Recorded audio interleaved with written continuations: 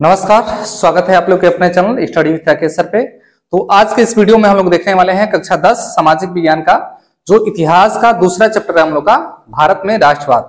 उसके कुछ महत्वपूर्ण प्रश्न जैसा कि आप लोग को बोर्ड पे दिखाई दे रहा होगा। ये प्रश्न जो हम वन लाइनर के रूप में लिखे हैं, यानी एक लाइन के रूप में लिखे हैं, ये काम कहाँ करेंगे तो इसका जो भी मैं डिस्कशन करूंगा ये आपका ऑब्जेक्टिव क्वेश्चन भी हल करवाएगा, ऊपर से आपका अति लघु प्रश्न के लिए भी बहुत सहायता देगा आपको, ठीक है ना।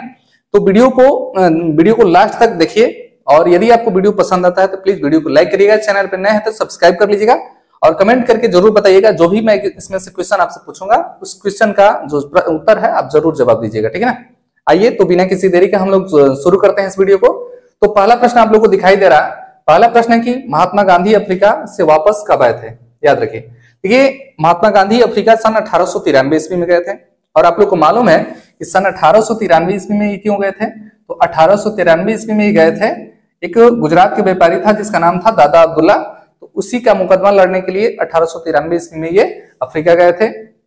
अब प्रश्न का जवाब क्या है, तो ये महात्मा गांधी जो थे वो 9 जनवरी 1915 ईस्वी को भारत आए थे, ठीक है ना। और याद रखिए 9 जनवरी 1915 को भारत आने के कारण से याद रखिए 9 जनवरी को भारतीय प्रवासी दिवस मनाया जाता है। इस फैक्ट को आप लोग नोट कर लीजिएगा, ठीक है ना। 9 जनवरी को भारतीय प्रवासी दिवस में मनाया जाता है और 9 जनवरी 1915 ईस्वी को महात्मा गांधी अफ्रीका से वापस आए थे भारत में, ठीक है ना। चलिए अगला प्रश्न है कि सविनय अवज्ञा आंदोलन कब चलाया गया था। याद रखिए बहुत मोस्ट इंपोर्टेंट क्वेश्चन है, दीर्घ उत्तरीय प्रश्नों में भी आता है कि सविनय अवज्ञा आंदोलन की व्याख्या कीजिए। यदि आप चाहते हैं कि इसका पूरा जो दीर्घ उत्तरीय प्रश्न है उसका उत्तर मैं समझाऊं यहाँ पे, उसके लिए आप कमेंट करिएगा, इसका अलग से मैं वीडियो बना दूंगा, उसमें टोटल जितने प्रश्न हैं उनका व्याख्यात्मक वर्णन मैं कर दूंगा, ठीक है ना। तो चलिए अगला क्वेश्चन है कि सविनय अवज्ञा आंदोलन कब चलाया गया था। याद रखिए आप लोग को मालूम होगा मोस्ट इंपोर्टेंट क्वेश्चन 1930 ईस्वी में सविनय अवज्ञा आंदोलन कब चलाया गया था। तो 1930 ईस्वी में आपका सविनय अवज्ञा आंदोलन चलाया गया था। उसके बाद अगला प्रश्न है कि भारतीय राष्ट्रीय कांग्रेस की स्थापना कब हुई थी। मोस्ट इंपोर्टेंट क्वेश्चन और सबसे आसान। देखिए जो ये चैप्टर है वो पूरा गांधी जी के इर्द गिर्द घूमता है। 1885 जो कांग्रेस का स्थापना से लेकर के और पूरा यदि गांधी युग आप पढ़ लेते हैं तो जितना इससे बनने वाले क्वेश्चन है अभी ही नहीं, कंपटीशन लेवल का जब आप एग्जाम देने जाएंगे तो उसमें सबसे ज्यादा जो प्रश्न बनता है आपके भारतीय मॉडर्न हिस्ट्री से भी बनता है। तो ये इंपॉर्टेंट फैक्ट है, इसको अब अभी यानी बोर्ड पेपर के लिए भी तो याद करना ही है, तो अपने फ्यूचर के लिए भविष्य के लिए बहुत इंपॉर्टेंट प्रश्न है ये सब, ठीक है ना। तो भारतीय राष्ट्रीय कांग्रेस की स्थापना कब हुई थी। तो भारतीय राष्ट्रीय कांग्रेस की स्थापना हुई थी 1885 ईस्वी में। पूछेगा कहाँ हुआ था, याद रखे हुआ था मुंबई में, ठीक है ना। मुंबई में हुआ था, जहां पे हुआ था गोकुलदास तेजपाल संस्कृत महाविद्यालय में इसका स्थापना हुआ था। जगह भी याद रख सकते हैं आप, और जो भी मैं जानकारी आपको बता रहा हूं उसको नोट डाउन करते रहिए। तो भारतीय राष्ट्रीय कांग्रेस की स्थापना हुआ था 1885 ईस्वी में। चलिए उसके बाद अगला प्रश्न है कि महात्मा गांधी ने असहयोग आंदोलन कब प्रारंभ किया। याद रखिए महात्मा गांधी ने असहयोग आंदोलन कब प्रारंभ किया। जैसे आप लोग को मालूम होगा रॉलेट एक्ट 1919 के बारे में, उसके बाद जो जलियांवाला बाग हत्याकांड हुआ, उसके बाद 1920 ईस्वी में, याद रखिए 1920 ईस्वी में महात्मा गांधी ने क्या स्टार्ट किया, एक आंदोलन शुरू किया जिसका नाम था असहयोग आंदोलन, ठीक है ना। उसके बाद अगला प्रश्न बहुत इंपॉर्टेंट, करो या मरो का नारा किसने दिया था। तो करो या मरो का नारा दिया था महात्मा गांधी ने। याद रखिएगा महात्मा गांधी ने करो या मरो का नारा दिया था। कहां पे दिया था, तो भारत छोड़ो आंदोलन जब 1942 में हो रहा था तो उसी आंदोलन में महात्मा गांधी ने करो या मरो का नारा दिया था, ठीक है ना। उसके बाद अगला प्रश्न है कि गांधी जी भारत आने पर पहला सत्याग्रह कहाँ किए थे, ठीक है ना। गांधी जी जब 1915 ईस्वी में भारत आए तो उन्होंने अपना पहला सत्याग्रह कहाँ किया था। तो वो किया था बिहार के चंपारण में। याद रखिए कहाँ पे किया था, तो बिहार के चंपारण में।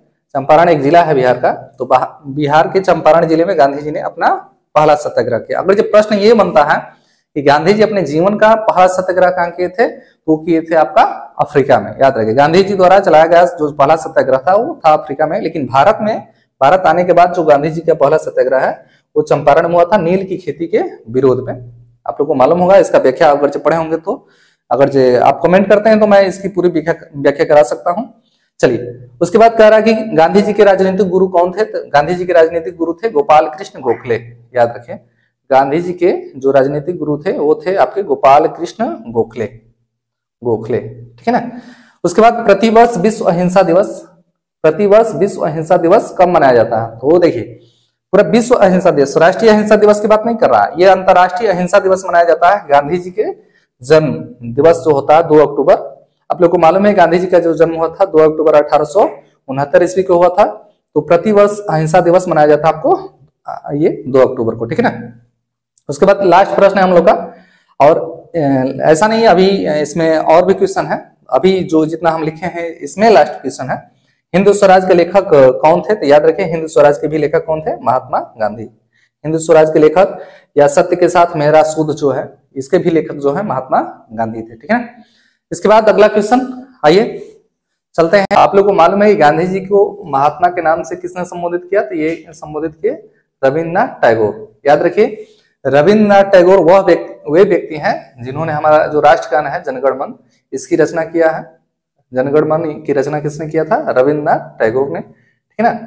और याद रखिएगा हमारा जो पड़ोसी एक देश है जिसका नाम बांग्लादेश है, बांग्लादेश का नाम आप जानते होंगे, इसके बारे में पढ़ लीजिएगा थोड़ा। तो बांग्लादेश का जो राष्ट्रगान है अमार सोनार बांग्ला, ठीक है ना, अमार सोनार बांग्ला।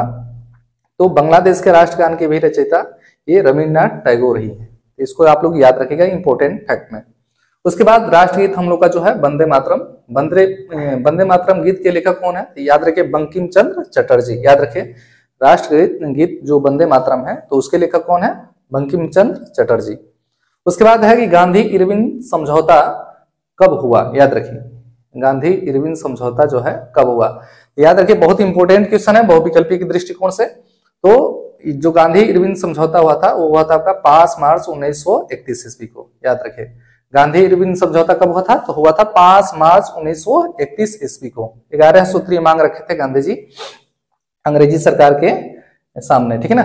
तो पूर्ण स्वराज की मांग कब की गई थी? याद रखिए इंपॉर्टेंट क्वेश्चन। और मानचित्र में भी देखिएगा आप लोग को, मानचित्र में जब भरने के लिए आएगा आपका 5 नंबर का हिस्ट्री से और 5 नंबर का आपका जियोग्राफी से आता है, तो उसमें कई बार ये यहाँ इस स्थान के बारे में पूछा गया है। पूर्ण स्वराज की मांग कब की गई थी? तो याद रखिए 1929 ईस्वी में लाहौर में एक अधिवेशन हुआ था। तो 1929 ईस्वी में पूर्ण स्वराज की मांग की गई थी लाहौर के कांग्रेस अधिवेशन में, ठीक है ना।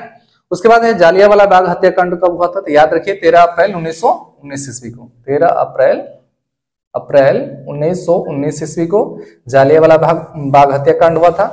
क्यों हुआ था आप लोग को मालूम है? रॉलेट एक्ट का विरोध करने के कारण डॉक्टर सत्यपाल और सैफुद्दीन किचलू को गिरफ्तार किया गया था और इनका जब विरोध किया गया था तो यही जालियांवाला बाग हत्याकांड हुआ था। और इसे इंपॉर्टेंट फैक्ट बताते हैं, जनरल डायर के आदेश पर अंधाधुंध वहां पे फायरिंग हुई जिसमें हजारों से ऊपर लोगों की जाने गई, बहुत सारे लोग घायल हुए। और याद रखिए इसकी जो जांच के लिए कमेटी बनी थी जिसका नाम था हंटर कमेटी, ठीक है ना। तो हंटर कमेटी ने जालियांवाला बाग हत्याकांड का क्या किया था? जांच किया था। याद रखिए जालियांवाला बाग हत्याकांड कहाँ हुआ था, कब हुआ था? 13 अप्रैल 1919 ईस्वी में। जालियांवाला बाग है कहाँ? तो जालियांवाला बाग है आपका पंजाब के अमृतसर में, ठीक है ना। तो जालियांवाला बाग हत्याकांड हुआ था 13 अप्रैल 1919 ईस्वी को। याद रखिएगा हंटर कमेटी इस कांड का जांच किया था, तो ये चीज आप याद रखिएगा, ठीक है ना। जनरल डायर को गोली किसने मारी थी? याद रखिए उधम सिंह, सरदार उधम सिंह एक व्यक्ति थे जो जाकर जनरल डायर की हत्या किए थे, ठीक है ना। भारत माता की पहली जो तस्वीर है किसके द्वारा बनाई गई थी? तो भारत माता की जो पहली तस्वीर है वो बनाई गई थी बंकिम चंद्र, याद रखिए बंकिम चंद्र चटर्जी के द्वारा, चट्टोपाध्याय के द्वारा, ठीक है ना। चट्टोपाध्याय के द्वारा भारत माता की पहली तस्वीर बनाई गई थी। भारत माता की पहली तस्वीर किसके द्वारा बनाई गई थी? तो बंकिम चंद्र चट्टोपाध्याय के द्वारा। भूदान आंदोलन किसके द्वारा शुरू किया गया था?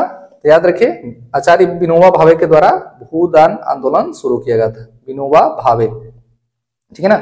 आचार्य विनोबा भावे के द्वारा भूदान आंदोलन शुरुआत किया गया था। दांडी यात्रा कब शुरू हुई थी? तो आप लोग को मालूम है 6 अप्रैल 1930 ईस्वी को। याद रखें दांडी यात्रा कब शुरू हुई थी? 6 अप्रैल 1930 ईस्वी को।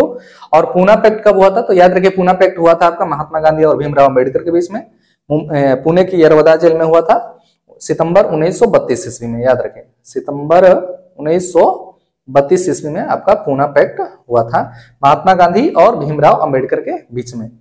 कमेंट करके आप जरूर बताइएगा कि वीडियो आपको कैसा लगा। ये था इंपॉर्टेंट जो दूसरा चैप्टर है हम लोग का भारत में राष्ट्रवाद, उसके कुछ महत्वपूर्ण प्रश्न और ये अगर इतना आप तैयार कर लेते हैं तो बाहर से आपको कुछ पढ़ने की जरूरत नहीं है, इससे बाहर कुछ पूछा जाने वाला नहीं है बहुविकल्पी में या अति लघुत्तरी में। पहला चैप्टर का यदि आप वीडियो नहीं देखे हैं तो जाकर चैनल के प्लेलिस्ट में सामाजिक विज्ञान का जो प्लेलिस्ट है उसमें जाकर वो वीडियो देख सकते हैं। वीडियो यदि आपको पसंद आता है तो इसे लाइक करिए, अधिक से अधिक शेयर करिए। मिलते हैं अगले वीडियो में, तब तक देखते रहिए आप लोग का अपना channel study with Rakesh sir.